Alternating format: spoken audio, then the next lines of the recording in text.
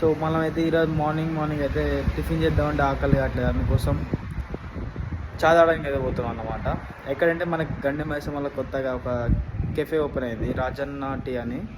దాంట్లో పోదాం, టేస్ట్ అయితే మస్తు ఉంటుంది అనమాట. ఆడికి పోయినాక టేస్ట్ బాగుంటుంది, ప్లస్ వాళ్ళ లొకేషన్ కూడా బ్యూటిఫుల్ ఉంటుంది. మీకు చూపిస్తా లొకేషన్ ఏడు నువ్వు చూపిస్తా. దాకా ఎట్లుందో తాగురా భయ్. కాఫీ ఇట్లా తీసుకోవాలి, ఇట్లా కలుపుకోవాలి. ఇలా